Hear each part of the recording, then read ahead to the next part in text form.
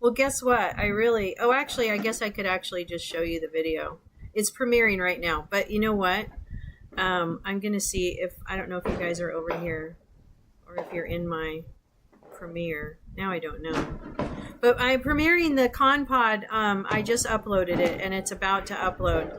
And yeah, they're really blowing up the neighborhood over here. So yeah, that's what's going on here. But anyway, there's a premiere going on on my channel, I think. Oh, maybe it's not doing it. Okay, but anyway, there's a premiere going on. Oh, there's not anything. It hasn't done any. Oh, there it is. Oh, that's the redirect. That's me. Oh, okay. All right. Well, anyway, somewhere on my thingamabobber is something is premiering, and I just don't know where it is. So hold on. Let me just... Can you go to my channel? Yeah, right. Is there a premiere? I don't know. Maybe, maybe not. I don't know. Un momento. J-Rance, happy 4th of July. Hope you're well. Hope you're well. Happy 4th of July. Well, you look like the 4th of July. You look like the 4th of July. Make me want a hot dog. No, you say it. Make me want a hot dog real bad. It's not here. It's actually premiering over there. But it's what? Is it there yet? Wait, there where? Let me see if it's even uploaded. Because, you know. I see the redirect. Well, that's me. Yeah. Well, that's Where is me. it uploading to? To my channel. Oh, okay. So it should be. I guess. I don't know. Yeah, well, we'll see. Okay, hold on. Well, but I mean, at the end of the day, I could just do it here. It's not like it's the most important thing in the world. That, you know, whatevs. How many? You know, have multiple premieres. That's what I say. Why have one premiere when you can have multiple? Right. Why just have one? Hey, there's no business like show business. Anyway, okay. So here we go. Well, hi, gal. Well, we're going to show you the video, but actually it's premiering on my channel. I don't know. It's all kinds of confusing, but it's all right. It's really going to help. It's like no business I know. That's for dang sure. Okay, so get ready for the mystical stylings. The mystical everything? No. For the mystical stylings of the ConPod, because believe it or not, there actually is an episode, and it's actually gonna be showing somewhere, but it's not really like a visual. It's more like a listen. But anyway, because you know podcasts. Hi, GP. Anyway, so let me go ahead and pull up the video. Hold on just a minute. Wait, I gotta pull up my video. Oh, I know. I could just load the video. Media file. Media file. Ad source. Okay. Nice. Oh, there's my smoke weed every day. ConPod F1. Blark. Blarkity, blark, blark. Where is it? Where's that beautiful bean footage? Okay. Hold on. Whoa.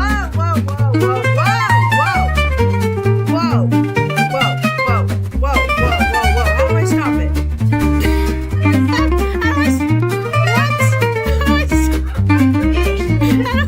It's out of control. Oh, it was going so well. Hello. Welcome to the ConPod. Just let it go, girl. I can am anyone your hear it? host, Lolo. Yes. And Okay, I'm I'm gonna going to shut take up you on a then. little bit of a different podcast bye. journey than you might have expected. And boy, do I have a story for you. We got trucks. We got drugs. We got catfishing, betrayal, and parasocial nightmares, as well as a lot of laughs and even more art. I've been watching right-wing media to understand how it shapes our body politic and how it has allowed so much more vocal bigotry to be given a center stage. I've studied languages and I've dreamed of voice acting as well as singing because it's always fascinated me. And how people connect or not to one another is also interesting.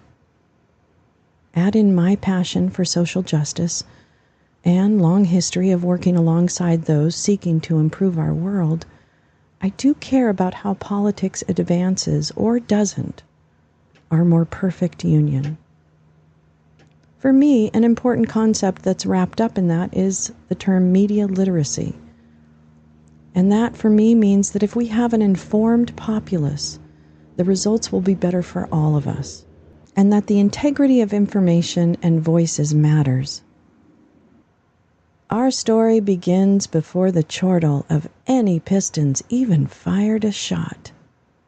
Way up in Canada, on a cold, snowy Ottawa morning. For my family? You have to take a beating for your family, All right, I'm ready. I'm ready. Come on, guys. Are you ready to beat the innocent people? 10,000 people by one police estimate are now in the nation's capital. They are protesting not just vaccine mandates, but to demand an end to pandemic-related restrictions, calling for government officials like the Prime Minister to resign. The police this whole time saying that they've treated the truckers with respect and they're just doing their job. Well, think about that when they're beating your ass. The Canadian Freedom Convoy started in January 22nd of 2022 to fight COVID restrictions and was intended to shut down the capital Ottawa and border points to force the government to abandon their emergency measures and vaccine mandates. When I had more time in my day, for reasons not important to this podcast, and especially since January 6th, I've watched extremist and anti-democracy movements closely. And I did hear about Ottawa. As a troll mostly on Twitter, I hadn't spent a lot of time on YouTube. It just wasn't in my world that way. But when the Canadian trucker convoy appeared on the political landscape, my ears pricked up. I'd been following and hoping to torture, in the metaphorical sense only, Mike Lindell and his band of merry fuckwads who helped destroy confidence in election systems since 2021. As a wannabe comedian, I looked for opportunities to join this new, for me, platform that gave the opportunity through chat to push back. It was more of a therapy for me than actual impact. My troll of choice was to drop questions in the Ottawa chats such as, "Trump's dead?" and see if it raised any hackles. It didn't. I was basically a decided flop. Ottawa ended up being a bad rave with frozen trucks, loud horns, harassment of locals, and a complete disregard for organization. On February 23rd, it officially closed and went out with the whimper of a waning horn battery. It was part of the legacy of the Freedom, D-U-M-B, movement in Canada, however, and it's why we had the convoy in the United States, which is really where our story is. I want to introduce you to the U.S. equivalent of the Ottawa movement, the People's Convoy. In numbers, the People's Convoy, similar to the Freedom Convoy of Canadian truckers, is full steam ahead as they look to protest COVID-19 mandates. We're going to see how far this trucker thing goes. Are they going to shut down major cities like Chicago, Los Angeles? You know, we've got Washington, D.C. coming up first. Will they shut down other shithole Democrat strongholds like Portland and Seattle? All right, next up is Mayor Reyes himself.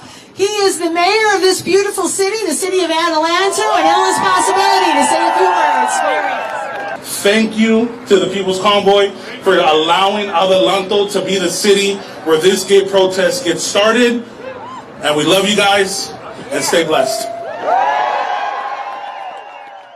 We started in California in the middle of the desert, looking through first responder media's Joe Felix's windshield into a pale sunrise in Adelanto, in what seemed to be a Mad Max flatland that had only this gathering clustered together in what would become a triggering sight, a trailer bed of truck from which the carnival barker du jour would orate, almost signaling that what you're about to hear may amaze you and will undoubtedly push you further into the LARP. By the way, this would end up much more sad sacks than Mad Max, so spoiler alert. Joe Felix, who would adopt or initiate, I can't really recall, the nickname Taco Joe, which I won't use and have never used, seemed dispassionate, which was welcome since I was new to watching YouTube streamers and had experienced Canadian streamers and their quick to ban any dissenting voices. I would soon learn that he was actually going to seem quite at home. I don't know why, and it's not my business, but it made me sad that he gave up his dispassion so easily, almost transactionally, for being part of this group of angry, mostly white, and mostly what I would call libertarian secessionist leaning, if I had to label, which I don't. And we met Leigh Dundas, known to me because of her involvement in anti-public health movements in Southern California, and as a lawyer representing, I'm sure, a lot of sketchy folks. She's been part of many anti-government movements and many disinformation campaigns, and she's a classic huckster, if that term still exists, who would probably sell her grandmother if it would advance her standing in the professional rabble-rousing community. Leigh's a carnival barker in fake pearls, an agnostic opportunist. She's a walking SNL skit, complete with junior league sweater and scarf combos and that wedge cut that just completes the look. Makes her out of place at an uprising, but more at home screaming at you in the parking lot of Ralph's. Leigh had connected with Chris Marston, another lawyer based in Boston, and said they were inspired by Canada to support a U.S. equivalent. So the People's Convoy was born. I won't be getting into the journalism of who ran, didn't, or tried to run the People's Convoy, or TPC as it would come to be known, but I want to encourage you to look further into the many manias of Leigh Dundas and her motley crew of leaders. And we'll meet a few of our lesser magistrates, as some of them would start to call themselves, driving forward to insist that any emergency measures dealing with COVID were quickly removed because, freedom. On the way, the measures were actually eased, which was quite a disappointment to the drivers, but it didn't stop our intrepid heroes from trying to tilt at those windmills. We're definitely moving away from the mandates, but most of us American citizens are afraid, and especially us type, are afraid they're going to bring them back for almost any reason. This was an interesting evolution of the messaging. The freedom to deny science and resist participation in public health measures always stayed a part of it, but it definitely started to advance the more insurrection-y themes, such as the socialist takeover and evil cabals of Democrats who also wanted to take their guns and kill babies after they're born. When the Americans left Adelanto, I found other streams that made it easier to monitor more feeds at once. At the time, I was an individual, but I started to get outreach from unfamiliar and familiar contacts, inviting me into convoy watching groups on Twitter through direct messaging. It was fun. I finally had people I could watch this with. It became an obsession, rising early to track them as they made their way east, celebrating all the overpass groups who cheered them on, of which there weren't actually that many.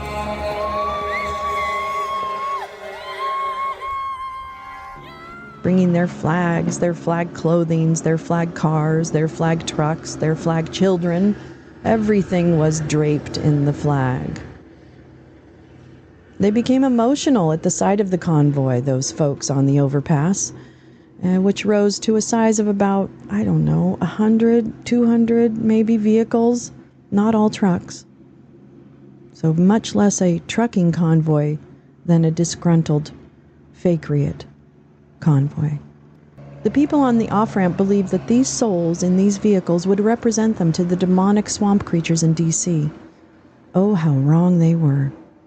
They ended up in Hagerstown, Maryland, after a puffed-up chest entry into the Beltway, with some chickening out at the last minute to really cause a ruckus. They parked their cars in the middle of downtown D.C.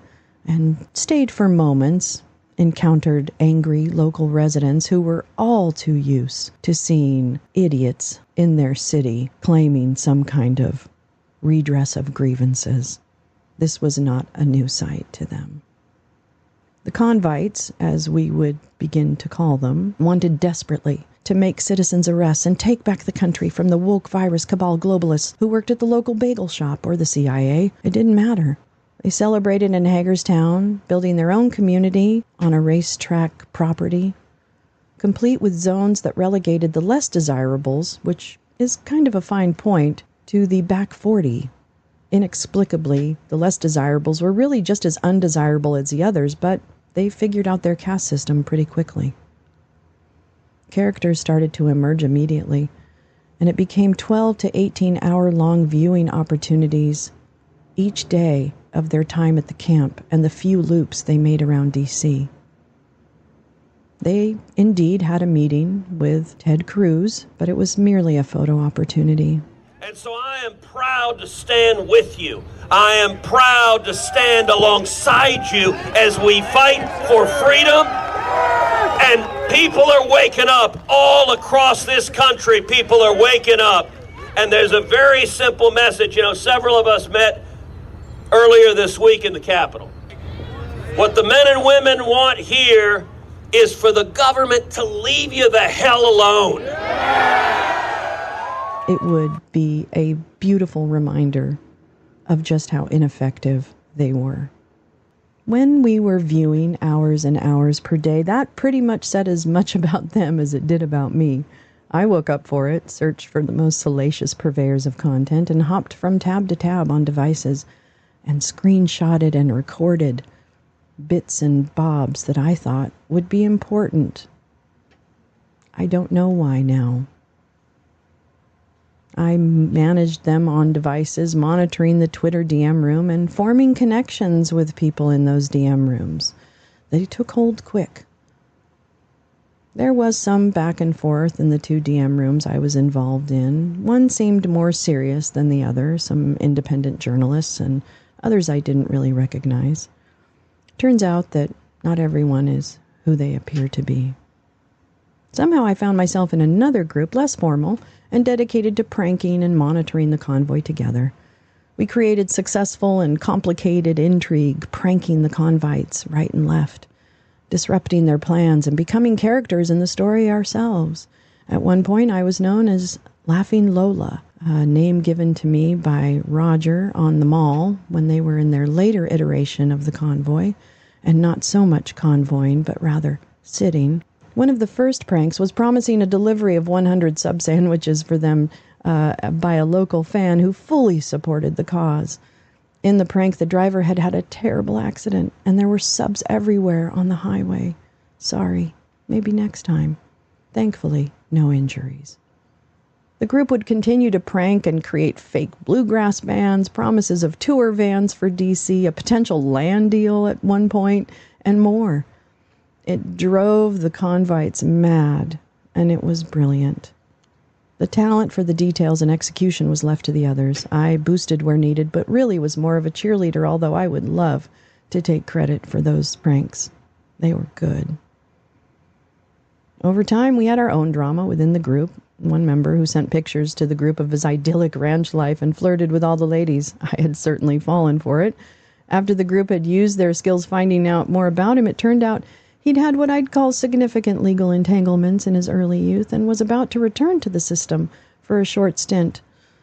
Not an unkind catfish, but a bottom feeder, just the same. We watched practically 12 to 18 hours a day beginning in late February 2022, busily back-chatting in Twitter DM rooms and chatting in the actual streams, if allowed. Many of us, myself included, were immediately banned in the early days of stream watching and chatting from the Fuck Your Feelings crowd of Freedom, and that's with a UMB at the end instead of an OM. They recoiled at any questioning of their motive, their aims, their tactics, or their understanding of how the government works, in hindsight a blessing in disguise, as becoming more of a center player in this telenovela would end up being a definite curse for many. But did I learn my lesson? Oh, fuck no. I kept watching and learning and becoming more entrenched in intrigue. But I won't be able to give you the empirically researched documentary of the ragtag mix of truckers, of which there were not many, self-declared rebels, which is a stretch and a very gracious term, and the infiltrators who called themselves the convoy.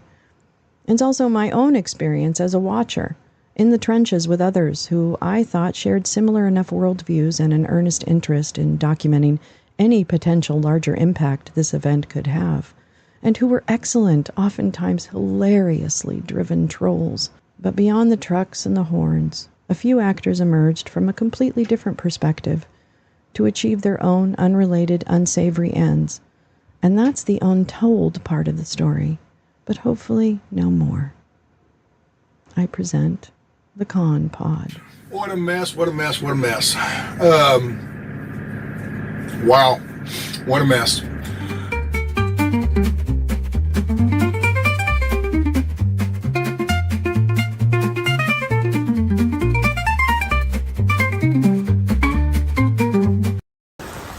Oh, dang. I was right in your camera view, bro.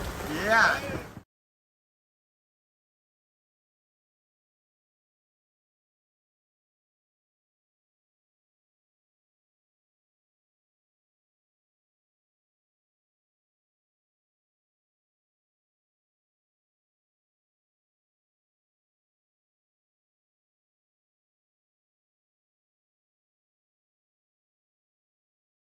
But that's not my microphone. Yep, that's it. Episode 1. Who was the dude ended up? No, there was no land deal. There was no land deal. It was a joke, and it. Thank you. Oh my gosh, thank you so much. You guys were so kind, and really, Bobo did just the best job ever on this. I really cannot. Oh, it's no sound. No, I think that might be outdated. Oh, okay. Hold on, I'll listen. All right. There we go. You're okay. You All right, were good. up. Oh, good. Okay, sorry. There's I just want to make sure. Delay. Oh, no problem. All right.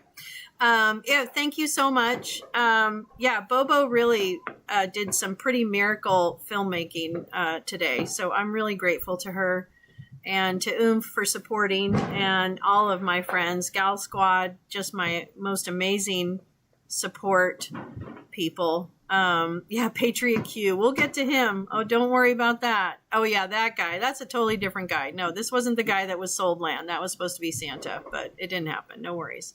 Yes, congratulations, Bobo. So thank you. I'm going to be recording more episodes. We'll get a little more detailed, but I will go ahead and let you know and put up new episodes as they come through. But I just want to thank everyone. This has been stressful, but great, and it's not done yet. But I think it will be an important story once it's done. So thanks for attending tonight, and I will see you all tomorrow.